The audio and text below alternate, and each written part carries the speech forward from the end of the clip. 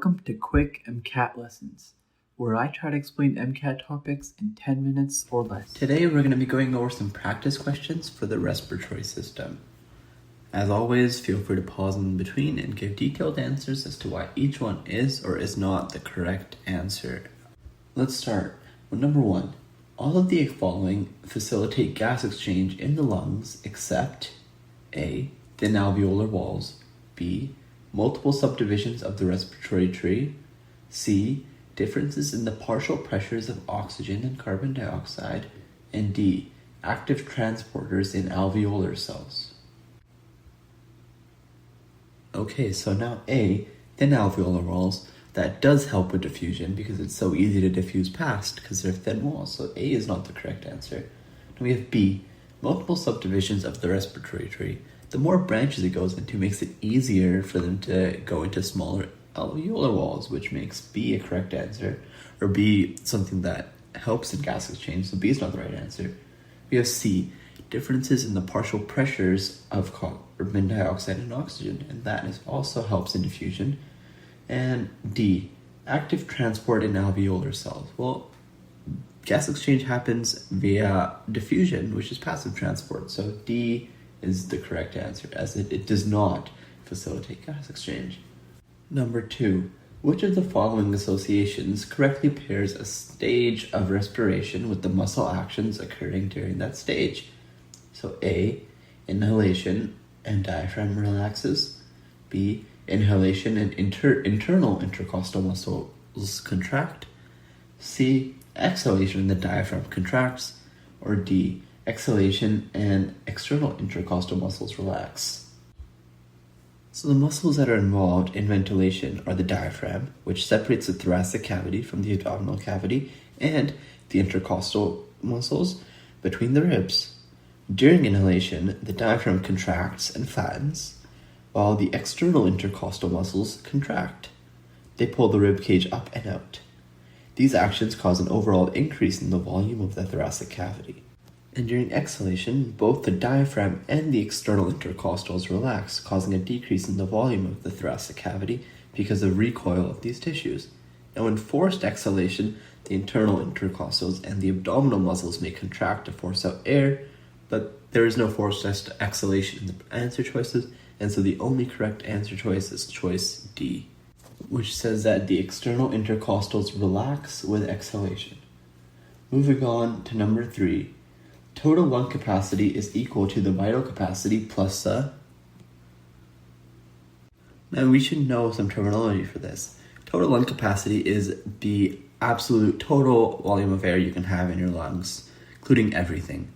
Vital capacity is the total amount of air you can breathe in and breathe out, so including the expiratory reserve volumes. And the difference is residual volume. So vital capacity plus residual volume will equal your total lung capacity. And recall, we have that little bit of air left in that we can't breathe out, so the lungs don't collapse. Number 4. The intrapleural pressure is necessarily lower than the atmospheric pressure during A. Inhalation, because the expansion of the chest cavity causes compression of the intrapleural space, decreasing its pressure. B. Inhalation, because the expansion of the chest cavity causes expansion of the intrapleural space, decreasing its pressure. C. Exhalation, because the compression of the chest cavity causes compression of the intrapleural space, decreasing its pressure. And D. Exhalation, because the compression of the chest cavity causes expansion of the intrapleural space, decreasing its pressure. And so first, let's look at some keywords. Inhalation causes expansion of cavity. That's true on A and B. And exhalation causes compression of the chest cavity. That's true for C and D.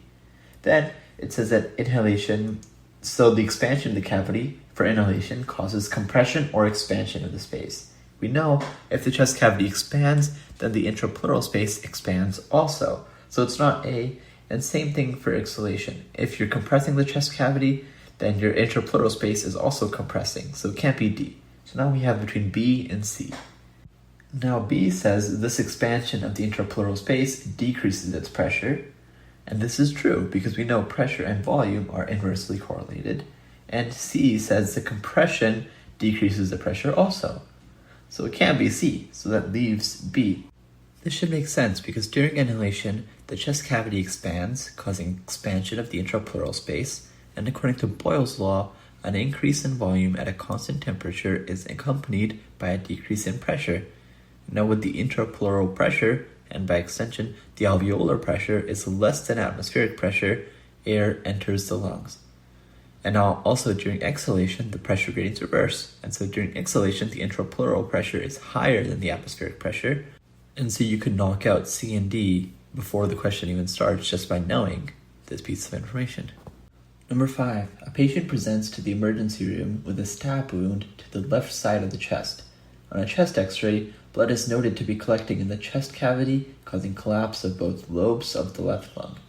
The blood is most likely located between A, the parietal pleura and the chest wall, B, the parietal pleura and the visceral wall, C, the visceral pleura and the lung, or D, the alveolar walls and the lung surface. Now you may remember that the intrapleural space helps maintain the pressure gradient between the lung, and this helps drive breathing. Now if you add air or fluid to this space, then you will increase the pressure or increase the fluid in this space. This will disrupt that normal negative pressure that keeps the lung inflated, leading to lung collapse. So the correct answer is B, the parietal pleura and the visceral pleura. And the space between here, as you know, is the intrapleural space. Moving on to number 6. Each of the following statements regarding the anatomy of the respiratory system is true except A, the epiglottis covers the glottis during swallowing to ensure that food does not enter the trachea. B, the trachea and bronchi are lined by ciliated epithelial cells. C, the pharynx contains 2 vocal cords, which are controlled by skeletal muscle and cartilage. Or D, the nares are lined with vibrissae, which help filter out particulate matter from inhaled air. So let's start with A. A says that the epiglottis covers the glottis during swallowing to ensure that food does not enter the trachea, and that is pretty much its function to the top. B, the trachea and bronchi are lined by ciliated epithelial cells. And this is true because this is the basis for the muscociliary escalator. C, the pharynx contains 2 vocal cords, which are controlled by skeletal muscle and cartilage. This sounds true, but remember that the vocal cords are in the larynx, not the pharynx.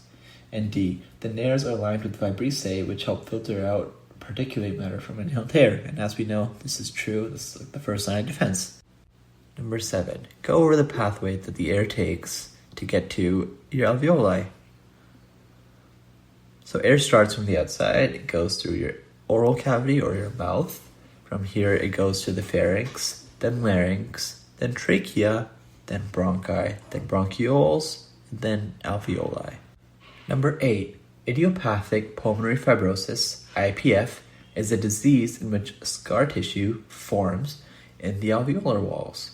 This makes the lung tissue significantly more stiff. Which of the following findings will likely be detected through spirometry in a patient with IPF? And you can choose multiple here. So you have I, decreased total lung capacity, II, decreased inspiratory reserve volume, or III, increased residual volume. And so before we even think about what the patient will have, we should think about what spirometry can measure. So spirometry can't measure residual volume, and since it can't measure residual volume, it can't measure total lung capacity. So it's either II or nothing, and there is no option for nothing, so it must be II. But let's also think about why it would be II. And II says a decreased inspiratory reserve volume. And so there would be a decreased inspiratory reserve volume, and that's because you wouldn't be able to inhale more after your inhalation because your lung tissue is a lot stiffer. Number 9, studies have indicated that premature babies are often deficient in lysozyme. What is a possible consequence of this deficiency? A, respiratory distress and alveolar collapse shortly after birth. B, increased susceptibility to certain infections. C, inability to humidify air as it passes through the nasal cavity. Or D, slowing of the respiratory rate in response to acidemia. So, you may recall that lysozyme is found in tears, saliva, mucus, and other bodily fluids. And you also may recall that viruses also have a lysozyme. And while human and viral lysozyme is not the same, they serve the same function where they break down peptidoglycan walls in bacteria.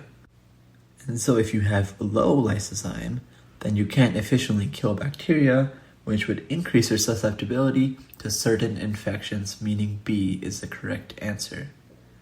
And let's just go over the other ones really quickly. A, respiratory distress and alveolar collapse. This sounds like a decrease in surfactant. Inability to humidify air as it passes through the nasal cavity. This is the jobs for nose hairs, so vibrissae. And slowing of the respiratory rate in response to acidemia. This is a job for the medulla. Number 10. Some forms of pneumonia cause an excess of fluids, such as mucus or pus, to build up within an entire lobe of the lung. How will this affect the diffusion of gases within the affected area? And so if an area of the lung becomes filled with mucus and inflammatory cells, the area will not be able to participate in gas exchange.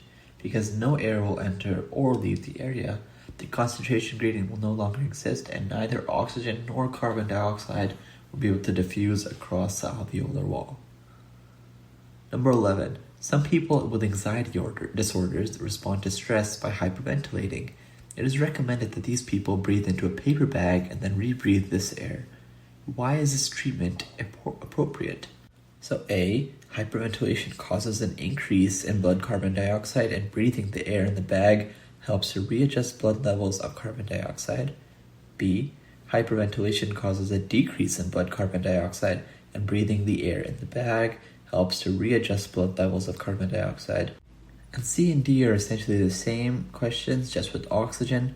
So hyperventilation causes an increase in oxygen, and breathing the air helps to readjust levels of oxygen. That's C. And D says that it causes a decrease in oxygen, and breathing the air in the bag helps to readjust blood levels of oxygen. And so first of all, hyperventilation causes an increase of oxygen, and it causes a decrease in carbon dioxide. So A and D are wrong. A says it causes an increase in carbon dioxide, and D says it causes a decrease in oxygen. So it's between B and C. Now, we want to adjust the levels of carbon dioxide, because if we breathe out too much carbon dioxide, then the blood will be super alkaline. And so hyperventilation causes a decrease in blood carbon dioxide, and then breathing this air in the bag will help adjust blood levels of carbon dioxide is the correct answer, which is B. Moving on to number 12. A patient presents to the emergency room with an asthma attack.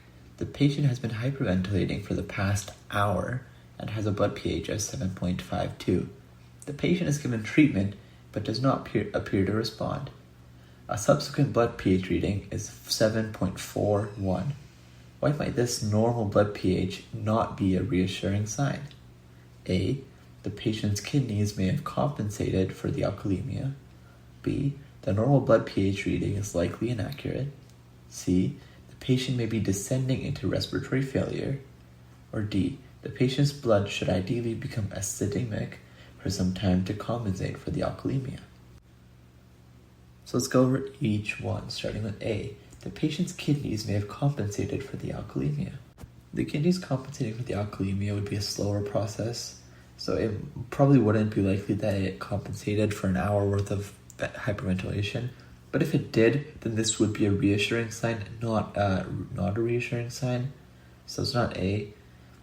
For B, the blood pH reading is likely inaccurate. There's no evidence that suggests that, so it's not B. For C, the patient may be descending into respiratory failure. That could be true, you don't know. And D, the patient's blood should ideally become acidemic for some time to compensate for this alkalemia. It shouldn't, because we gave it treatment, so it wouldn't become acidemic.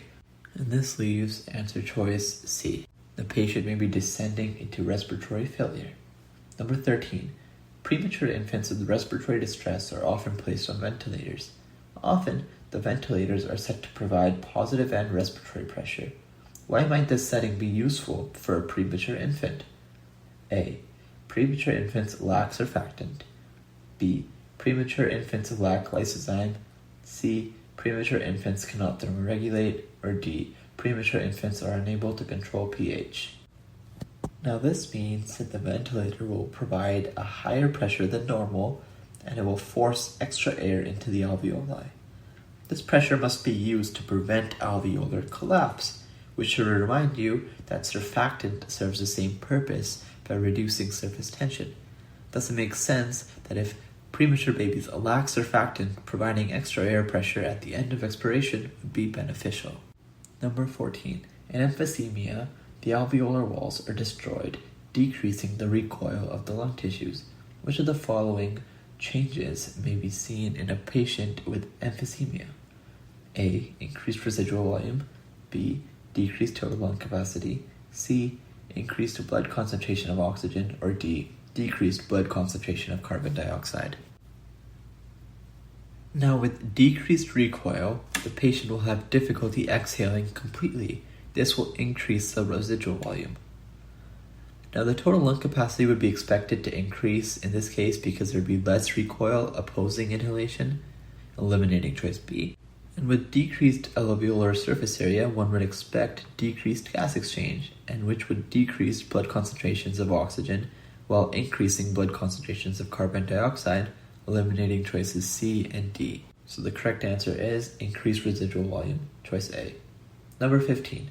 Allergic reactions occur due to an overactive immune response to a substance. Which cells within the respiratory tract play the largest role in the generation of allergic reactions? A. Alveolar epithelial cells. B. Macrophages. C. Mast cells. Or D. Ciliated epithelial cells. And you should know that mast cells play the largest role in an allergic reaction generation. They release histamine, and that causes the allergic reaction. That's it for this unit. Next time, we'll talk about enzymes.